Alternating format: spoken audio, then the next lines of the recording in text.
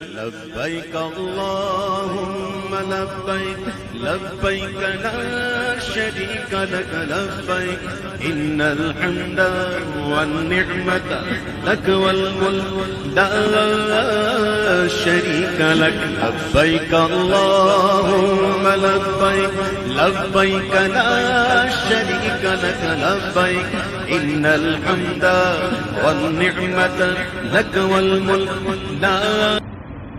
معزز ملت اسلامیہ، السلام علیکم ورحمۃ اللہ وبرکاتہ۔ الحمد للہ نحمده ونصلي ونسلم على رسوله الكريم،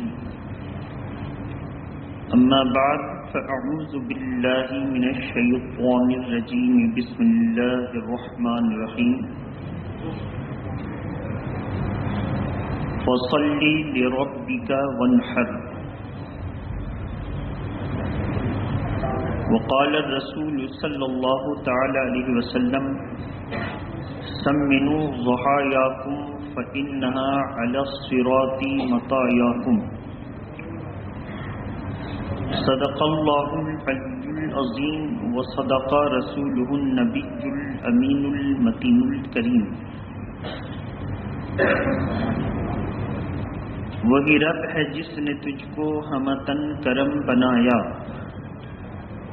وہی رب ہے جس نے تجھ کو ہمتن کرم بنایا، ہمیں بھیک مانگنے کو تیرا آستاں بتایا، تجھے حمد ہے خدایا۔ عزیزان ملت اسلامیہ، آج کی اس محفل محبت میں ہماری اور آپ کی حاضری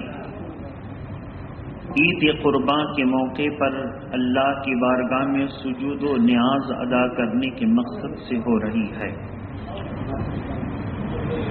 عید قربان اور عید سعید، جس کو محبت سے لوگ میٹھی عید اور نمکین عید بھی کہتے ہیں، یا چھوٹی عید اور عید قربان کو بڑی عید بھی کہتے ہیں۔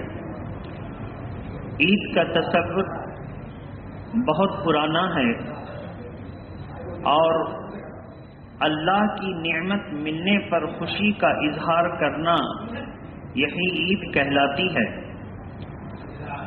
اللہ کی نعمت جس قوم کو بھی ملی اس نے خوشی کا اظہار کیا، لیکن مذہب اسلام میں خوشی کا اظہار کا جو طریقہ ہے وہ یہ ہے کہ ہم اللہ کے حضور جھک جائیں، اس کی حمد و ثنا اور زیادہ اور کثرت سے کریں،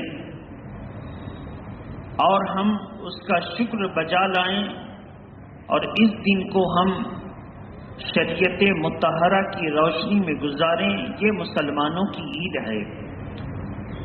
غیر مسلموں کی عید، جس میں ناچ گانے باجے ڈھول تاشے ہیں، یعنی اللہ اور اس کے رسول کو پیدا کرنے والے کو، راہ ہدایت دکھانے والے کو ناراض کرنے کا پورا سامان موجود ہوتا ہے۔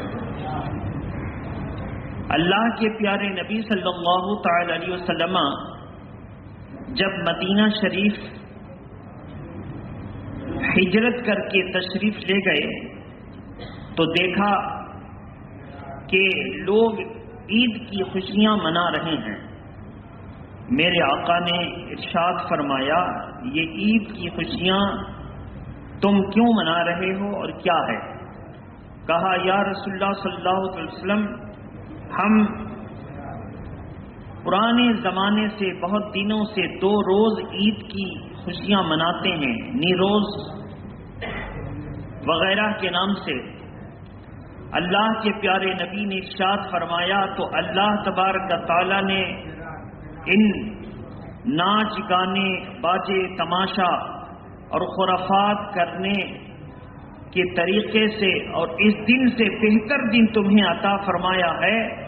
اس دن کا نام عید ہے اور بقر عید ہے، یعنی عید الاضحیٰ اور عید سعید۔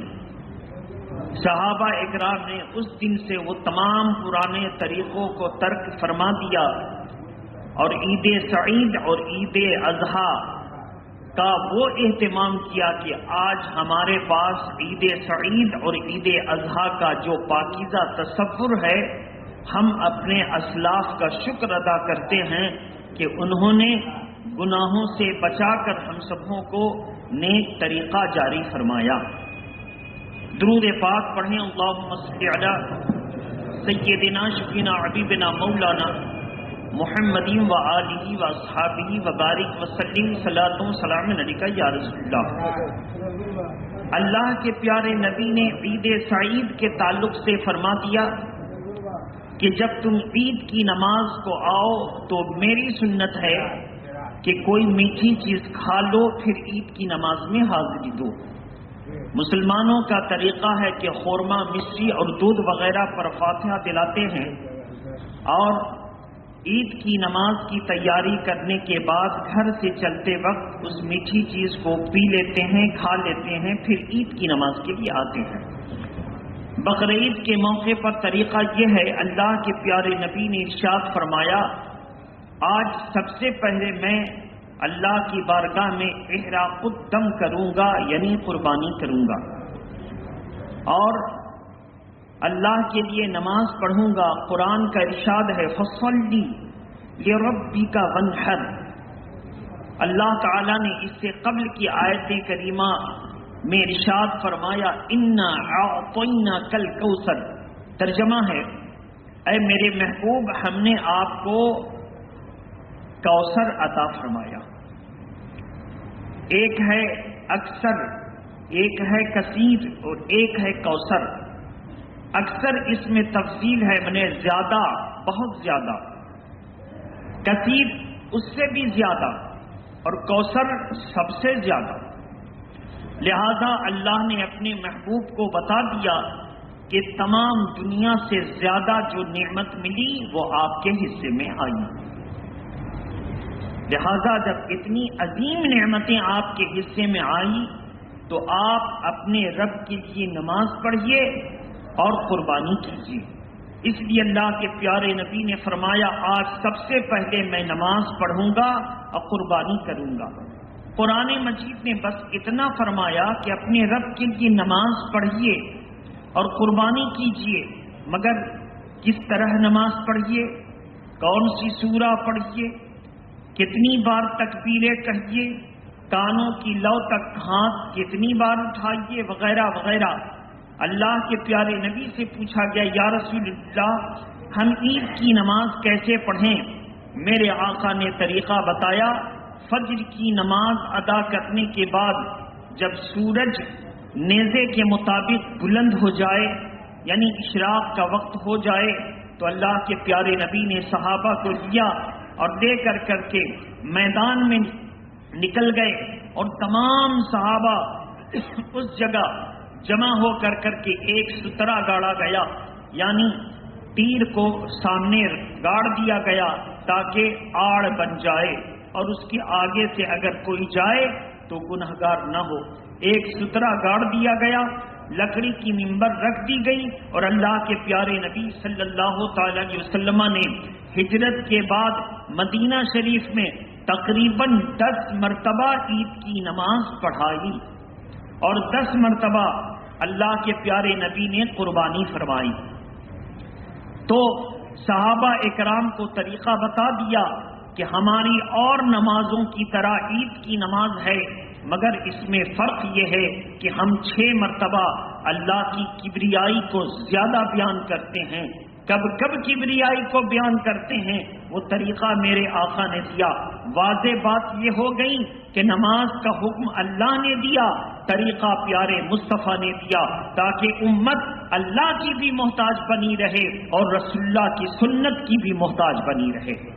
لہذا بد عقیدوں اور وہابیوں کا جو یہ عقیدہ ہے کہ نبی کی ذات پیغمبر اور پیغمبر کا معاملہ ہے، پیغمبر کا مطلب ہوتا ہے پیغام رسانی کرنے والا، تو اللہ کے نبی نے ہم تک اللہ کا پیغام یعنی قرآن پہنچا دیا۔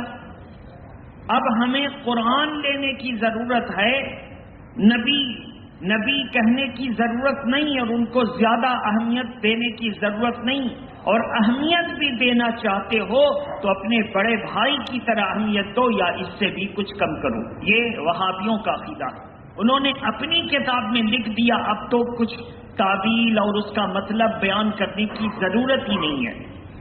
وہ مثال پیش کرتے ہیں وہابی کہ جس طرح ڈاکیا خط لاتا ہے آپ کے پاس، آپ کو خط دیتا ہے، تو کیا ڈاکیا کی او بھگت آپ کرتے رہتے ہیں؟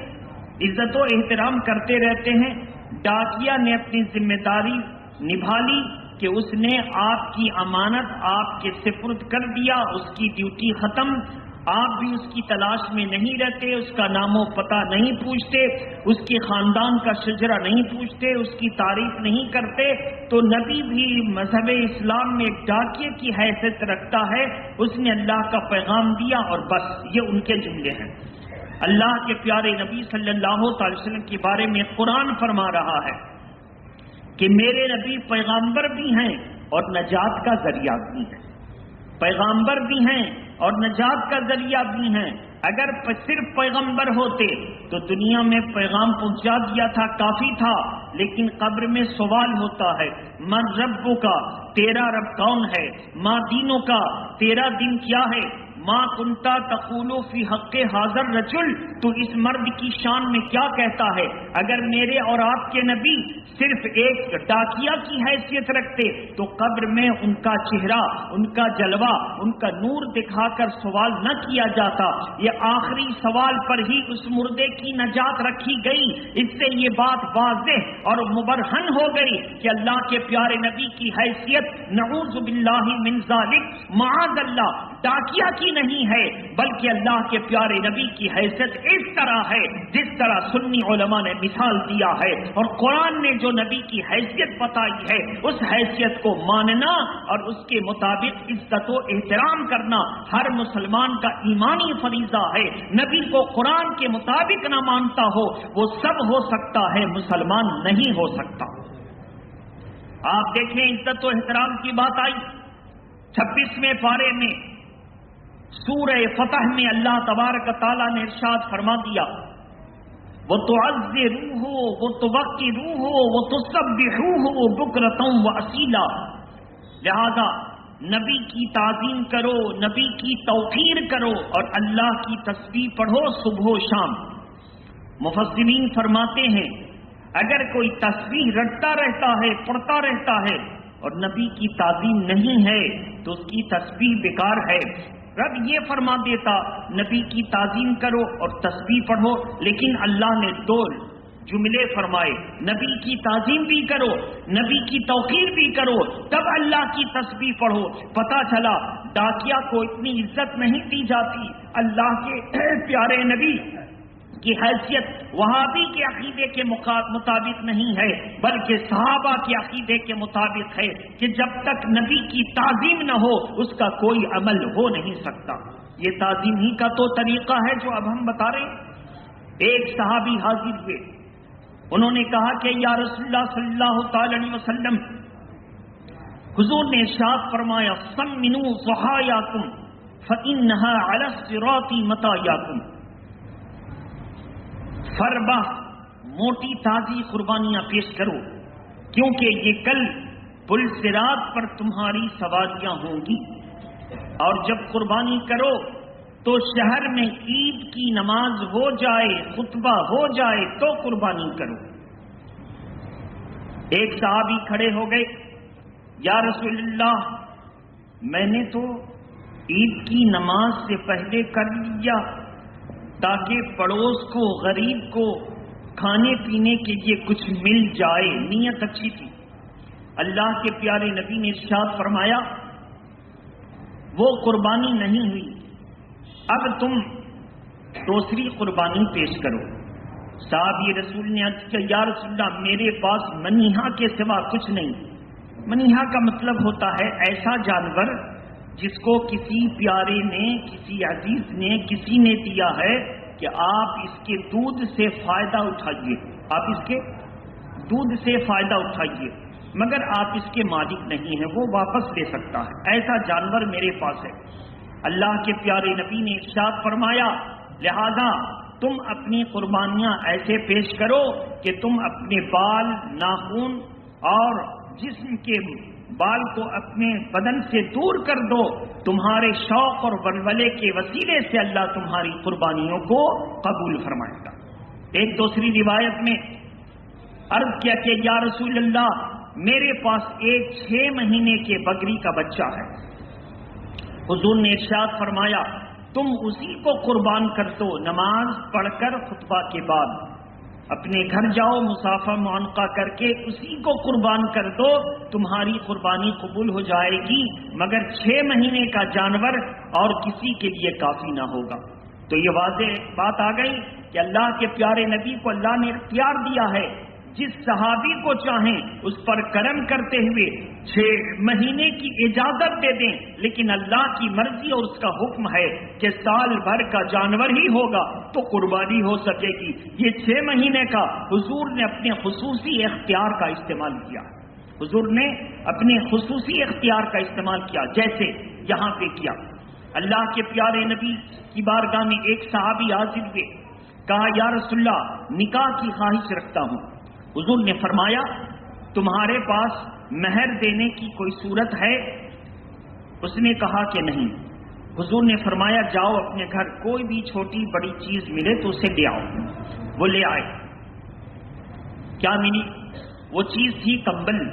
کہا یا رسول اللہ اسی میں سے آدھا میں لے لیتا ہوں اور آدھا اپنی بیوی کو دے دیتا ہوں۔ حضور نے فرمایا کہ ایسا تو دونوں کے لیے ناکافی ہوگا، ایسا کرو کہ اس کمبل کو فروخت کر دو اور اس سے جو کچھ آئے اسے تم لو اور اس کا استعمال کرو۔ اور مثلا اس سے کلہاڑی خریدی۔ حضور نے لکڑی کے شاخ کو کاٹ کے اس میں بیڈ اور دستہ تیار کیا اور کہا جاؤ جنگل سے سوکھی لکڑیاں کاٹو اور بازار میں بیچو، اس طرح جب تمہارے پاس نان و نفقہ اور مہر کی صلاحیت آئے گی تو تم نکاح کر لینا۔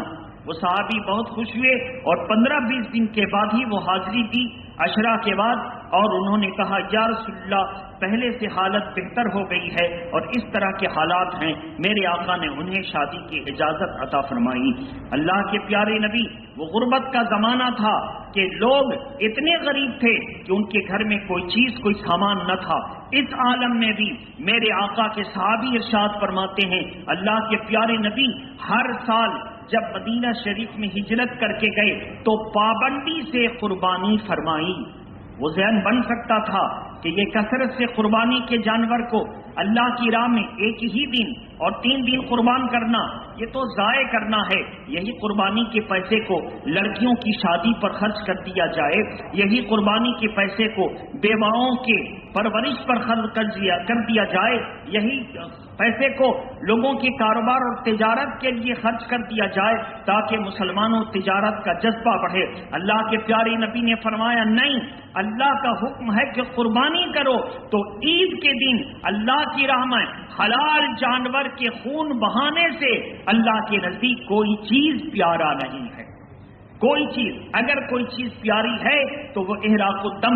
پتا چلا آج کے جو لوگ یہ کہتے ہیں اتنی زیادہ قربانی کی ضرورت کیا تھی، لڑکیوں کی شادی پر خرچ کیا جاتا، یہ کیا جاتا وہاں، لہذا ہمیں قرآن پر عمل کرنا ہے، کسی کی سوچ و فکر پر عمل نہیں کرنا ہے۔ میرے محترم، باہر سے آنے والوں سے گزارش ہے کہ اوپر کی منزل میں جگہیں خالی پڑی ہیں، آپ حضرات گیٹ پر بھیڑ نہ لگائیں بلکہ آرام سے اوپر چلے جائیں تاکہ دوسروں کو بھی اندر آنے کا موقع ملے، اور اوپر جا کر کے بیٹھیں اور غور سے سنیں، خطبہ کو غور سے سنیں، نماز صحیح سے ادا کریں اور اللہ کو راضی کرنے کی کوشش کریں۔ میرے محترم بزرگ اور دوستو، اللہ کے پیارے نبی نے 10 سال قربانی فرمائی اور حجۃ الوداع کے موقع پر 100 جانور حضور کی بارگاہ میں پیش کیے گئے۔ میرے آقا نے 65 جانور کو خود ہی نہر اور ذبح فرمایا۔ کتنے؟ 65 جانور کو، اور جانور کی لائن لگائی گئی۔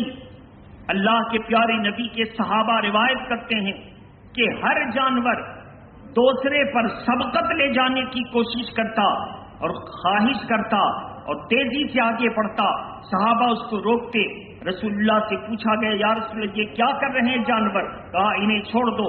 دیکھا گیا ایک دو جانور کو چھوڑا گیا، وہ جانور آئے اور حضور کی بارگاہ میں اپنی گردن کو پھیلا کر قبلہ رو ہو کر لیٹ گئے، گویا کہ وہ جانور بھی سبقت کرتے تھے کہ اللہ کے پیارے نبی مجھے قربان فرما دیں۔ 65 قربانیاں اللہ کے نبی نے فرمائیں۔ اگر کوئی یہ کہے اتنی ساری قربانیاں ایک دن میں کر کے تم لوگ کیا کرتے ہو، تو جواب ہے ہم قربانیوں کی کثرت نہ دیکھیں گے، یہ دیکھیں گے کہ میرے نبی نے اکیلے 65 قربانیاں کی جو صحابہ کے جانور تھے۔ کہہ سکتے تھے کہ غربت کا زمانہ ہے، کچھ جانور کو روک لو، انہیں دے دو تاکہ اس کے دودھ وغیرہ سے فائدہ اٹھائیں، مثلاً اونٹ، کچھ کو دے دو تاکہ اس پر سواری اور سفر کریں۔ لیکن اللہ کے نبی نے 65 جانوروں کی قربانی کر کے قیامت تک کے مسلمانوں کو بتا دیا ہمیں اپنے دماغ اور اٹکل کا استعمال نہیں کرنا۔ اللہ کے نبی نے فرمایا، جب اللہ نے فرمایا فَصَلِّ لِرَبِّكَ وَانْحَرْ، تو ہمیں نماز پڑھنی ہے اور قربانی کرنی ہے۔ قربانی کے تعلق سے 3 باتیں ہیں۔ ایک تو اللہ کے پیارے نبی نے فرمایا سَمِّنُوا ضُحَایَاکُمْ فَإِنَّهَا عَلَى الصِّرَاطِ مَطَایَاکُمْ، موٹی تازی قربانیاں کرو کہ یہ کل پل صراط پر تمہاری سواریاں بنیں گی۔ اس لیے مسلمانوں کے لیے ایک وسیلہ دے دیا گیا۔ پل صراط کیا ہے؟ تلوار سے بھی زیادہ دھاردار اور بال سے بھی زیادہ باریک، اور اس کے اغل بغل اور کنارے میں مختلف قسم کے کانٹے لگے ہیں اور اس کے بیچ سے جانا ہے۔ اللہ کے پیارے نبی نے فرمایا مسلمان اس کو پار کر جائے گا اور کافر اس سے کٹ کر جہنم میں گر جائے گا۔ ہر شخص کو، خواہ وہ نبی ہے یا ولی ہے یا عام آدمی ہے، مسلمان ہو یا کافر، پل صراط پر سے سب کو گزرنا ہوگا، اور وہ جو نیک ہے وہ پلک جھپکتے ہی پار ہو جائے گا۔ انبیاء کی جماعت جیسے بجلی کڑکی اور پار ہو گئے، ہم جیسے گناہگار گرتے پڑتے گھسٹتے جیسے تیسے ایمان کی بنیاد پر پار ہوں گے۔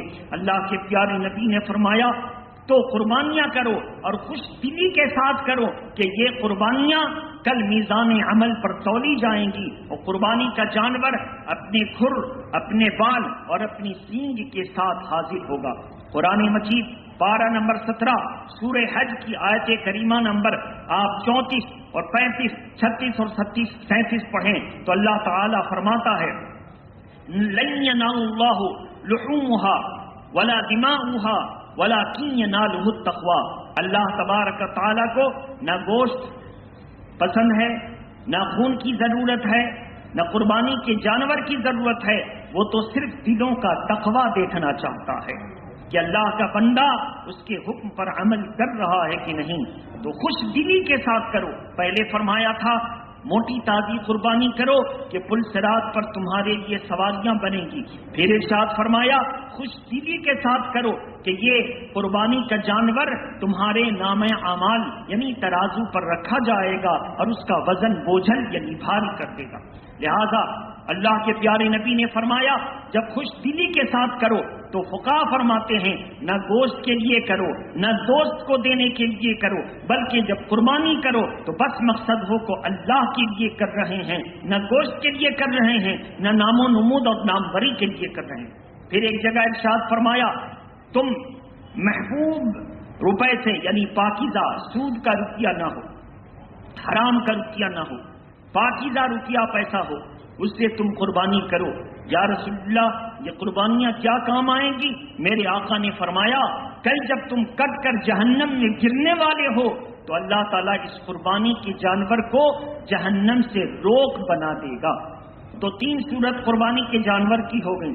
پہلی صورت کہ پل صراط پر سواریاں بنے گی، دوسری صورت کہ اگر ہم نے خوش دلی کے ساتھ اور ثواب کی نیت سے کیا تو نام اعمال وہ ترازو پر ہمیں ملیں گے، اور تیسری صورت کہ یہی جانور جہنم میں آڑ اور پردہ بن جائے گا۔ لہذا ان 3 وجوہ پر قربانیوں کی اجازت ہے، اور یہ قربانی کے جانور کل میدان محشر میں بھی کام آئیں گے اور کل جہنم میں گرنے والے کو بھی کام آئیں گے، اور پل صراط اور جو ہے ترازو پر بھی یہ جانور کام آئیں گے۔ لہذا قرآن نے کہہ دیا نہ ان کا گوشت نہ ان کا خون اللہ کو پہنچتا ہے بلکہ تمہارا تقویٰ پہنچتا ہے کہ تم اللہ کے حکم پر کتنی خوشدلی کے ساتھ قربانیاں پیش کر رہے ہو۔ میرے محترم بزرگ اور دوستو، تو اللہ کے پیارے نبی نے 10 سال مدینے میں رہے اور ہر سال پابندی کے ساتھ 2 چت کبرے مینڈھے کی قربانی کی۔ اللہ کے پیارے نبی سے پوچھا گیا، یا رسول اللہ آپ 2 قربانیاں کرتے ہیں؟ اللہ کے پیارے نبی نے فرمایا، ایک میری طرف سے اور ایک میری امت کی طرف سے، ایک میری طرف سے اور ایک میری کل امت کی طرف سے۔ اب دیکھیے نبی میں اور امتی میں کتنا بڑا فرق ہے۔ ایک یہ کہ ہم قربانی کا جانور ایک حصہ ایک ہی آدمی کے نام پیش کر سکتے ہیں، بولے ایک حصہ ایک ہی شخص کے نام پیش کر سکتے ہیں، لیکن اللہ کے پیارے نبی کا خصوصی اختیار یہاں بھی ثابت ہے کہ ایک جانور کو قیامت تک کی امت کے لیے اللہ کے پیارے نبی نے پیش کیا اور اللہ نے قبول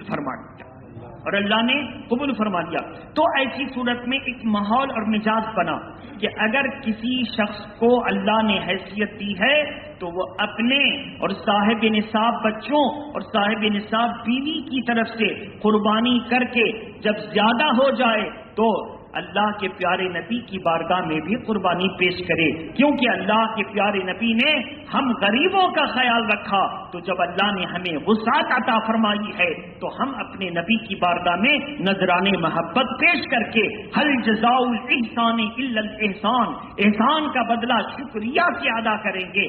تو اب اس کا یہ مطلب نہیں ہے کہ ایک ہی جانور کا انتظام ہوا اور ہم نے اس کو حضور کی نام میں پیش کر دیا، حضور کے نام میں پیش کر دیا تو اپنے نام کی قربانی تو رہ گئی۔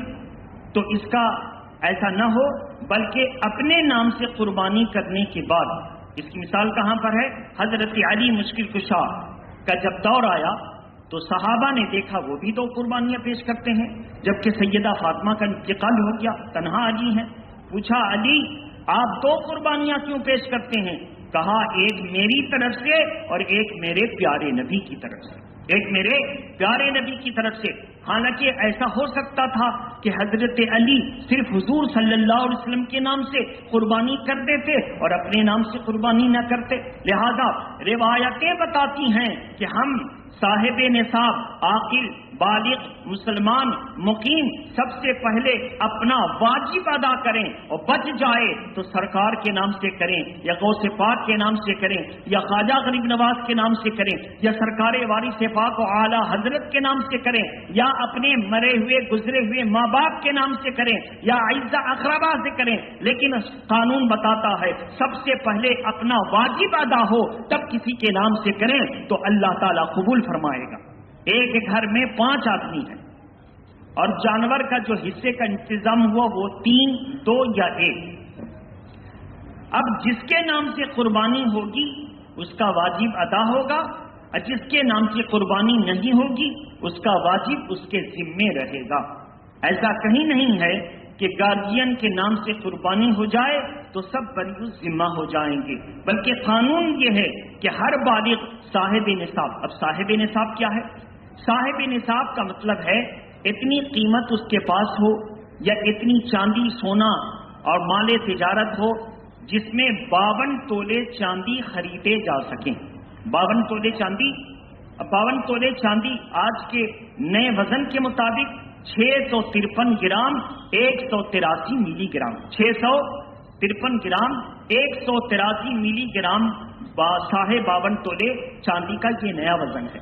لہذا 653 گرام 183 ملی گرام چاندی کتنے میں خریدی جا سکتی ہے؟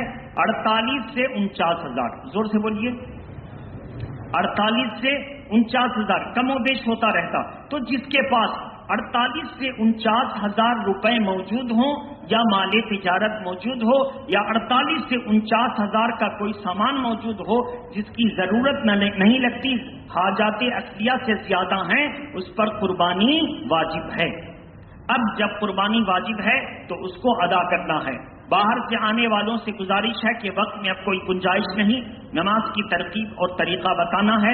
آپ حضرات جو باہر گیٹ پر کھڑے ہیں وہ اوپر چلے جائیں اور اطمینان و سکون سے نماز پڑھیں۔ یہ اللہ کا پاک گھر ہے، اللہ کے پاک گھر میں جو جتنا قریب ہوگا اللہ کی رحمت اس پر اتنی ہی وسیع برسے گی۔ کیسے؟ دیکھیے، جب نماز ہو جائے گی تو حکم ہے کہ عید اور بقرعید کی نماز کے بعد لوگ سمٹ کر ممبر سے قریب ہو جائیں۔ کہاں سے قریب ہو جائیں؟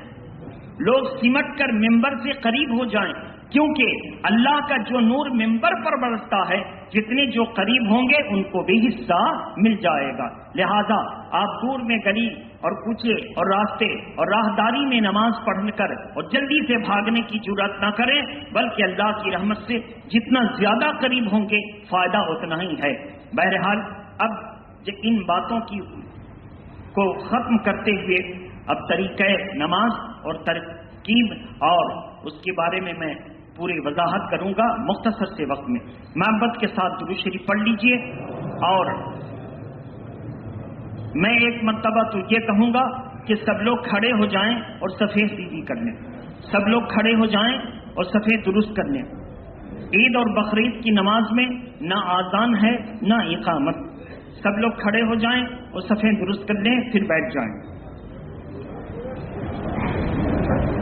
نیت نماز، سب سے پہلے دل کو حاضر کریں کہ ہم بقرعید کی نماز پڑھنے کے لیے اس امام کے پیچھے موجود ہیں، حاضر ہیں۔ دل میں اتنا ارادہ بن گیا، اتنی نیت آ گئی، آپ کی نماز ہو جائے گی۔ بولیے آپ کی نماز۔ اب اس کو زبان سے ادا کرنا مستحب اور عربی میں پڑھنا افضل۔ زبان سے ادا کرنا مستحب بہتر اور عربی میں پڑھنا افضل، یعنی فضیلت رکھتا ہے، بزرگی رکھتا ہے۔ تو ایسی صورت میں آئیے نیت بھی بتا دیتے ہیں۔ نیت کس کا نام ہے؟ دل کے ارادے کا۔ بقرعید کی نماز اس امام کے پیچھے پڑھ رہے ہیں، بس اتنا کافی ہے۔ اب زبان سے ادا کریے تاکہ مستحب کا ثواب مل جائے۔ پہلے عربی میں نویت ان اصلی للہ تعالی رکعتین صلاۃ عید الاضحیٰ ما ستۃ تکبیرات زائدۃ واجبا للہ تعالی اقتدیت بہذا الامام متوجہا الی جہت الکعبۃ الشریفہ اللہ اکبر۔ اردو میں کریں گے۔ نیت کی میں نے 2 رکعت نماز عید اضحیٰ کی، زائد 6 تکبیروں کے ساتھ واجب کی۔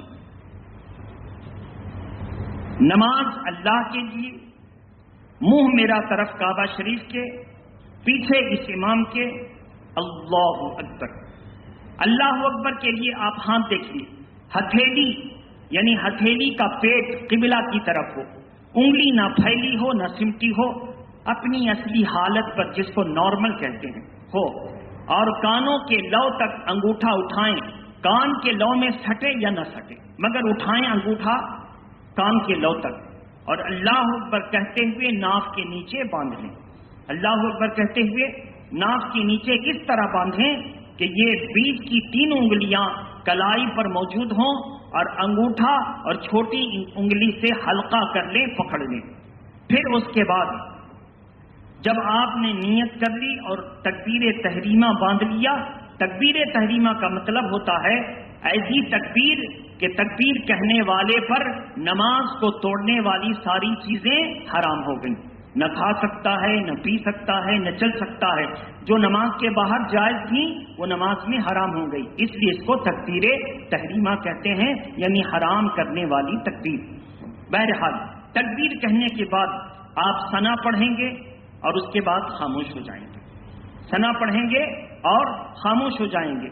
پھر اس کے بعد 4 تکبیریں ہوں گی۔ کتنی تکبیر؟ پہلی 3 تکبیروں میں ہاتھ اٹھانا ہے اور چھوڑ دینا ہے۔ چوتھی تکبیر میں ہاتھ اٹھا کر اللہ اکبر کہتے ہوئے تحریمہ باندھ لینا ہے۔ قرأت ہوگی، سورہ فاتحہ سورہ کی تلاوت ہوگی، اس کے بعد رکوع اور سجدہ کریں گے۔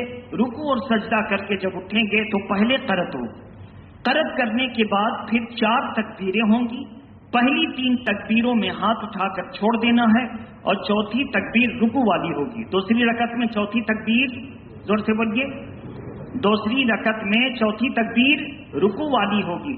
رکوع والی تکبیر جو چوتھی ہوگی کہتے ہوئے رکوع میں چلے جائیں. بس اتنا ہی ہے. اس کو ذہن میں رکھیں کہ جہاں پہ کچھ پڑھنا ہے وہاں ہاتھ باندھ لینا ہے اور جہاں پہ رکوع میں جانا ہے وہاں ہاتھ چھوڑ کر رکوع میں چلے جانا ہے. نماز کے بعد آپ سمٹ کر آ جائیں گے، غور سے خطبہ سنیں گے. خطبہ کیا ہے؟ اللہ اور اس کے رسول کا ذکر. اللہ اور اس کے رسول کا ذکر سننا واجب ہے. اللہ اور اس کے رسول کی تعریف سننی واجب ہے. غور سے خطبہ سنیں گے، اس کے بعد دعا ہوگی، مصافحہ معانقہ کریں گے اور اپنے اپنے گھروں میں جا کر جانوروں کو لٹا دیں گے، تیار کر کے قربانی کریں گے. جانور کے جب 3 پیر باندھ دیے جائیں، 1 پیر کھلا رکھا جائے. نہ زیادہ جانور کو کھلایا جائے اور نہ بھوکا رکھا جائے. 3 پیر باندھ دیں اور 1 پیر کھلا رکھے کہ آدمی آرام سے جانور کو لٹا چکا. جب قربانی کے لیے کوئی مل جائے تو چوتھا پیر بھی باندھ کر آرام سے قربان کر دے. ہوتا یہ ہے کہ قربانی کرنے والا آ گیا تو دھام سے جانور کو گراتے ہیں، وہ جلدی جلدی میں جیسے تیسے باندھتے ہیں. جانور کو تکلیف ہوتی ہے. قربانی کے جانور کو گرانا پٹکنا نہیں کہیں گے. کیا کہیں گے؟ بائیں پہلو پر قبلہ رو لٹانا. زور سے بولیے، بائیں پہلو پر قبلہ رو لٹانا. یہ ادب اور تعظیم ہم لوگوں کو سکھایا گیا. لہذا جانور کو پہلے سے تیار رکھیں. 3 پیر اگر آپ نے باندھ دیا اور تو ایسی صورت میں جانور کو تکلیف نہیں ہوتی، اس کا پیٹ ڈھیلا رہتا ہے. اور اگر چوتھا پیر کب باندھیں گے؟ جب قربانی کا وقت آ جائے گا تب. اس سے کیا ہوگا؟ جانور کو آرام سے لیتے رہنے کا موقع ملے گا اور آپ چھری وغیرہ جانور کے قربان کرنے سے پہلے تیز کر لیں. جانور کے سامنے چھری وغیرہ تیز کرنے سے پرہیز کریں. اللہ کے پیارے نبی نے ایک صحابی کو دیکھا کہ بکری کو لٹا دی اور چھری کو تیز کیا. اللہ کے نبی نے فرمایا، تو نے قربان کرنے والے جانور کے سامنے تو چھری تیز کیا، تم نے اس کو کئی بار قربان کر دیا. ایک بار جب تیز کر رہا تھا تو وہ قربان ہو گئی، پھر اس کی گردن پر چھری چلائی. لہذا حضور نے جو فرمایا ہے کہ جانور کو جب قربان کرو تو بھی حسن اور خوبی کے ساتھ کرو اور اس طرح کرو کہ کم سے کم تکلیف ہو. یہ کم سے کم تکلیف والا معاملہ یاد رکھیے گا. وآخر دعوانا ان الحمدللہ رب العالمین. اب کھڑے ہو جائیں اور نماز کی شروعات.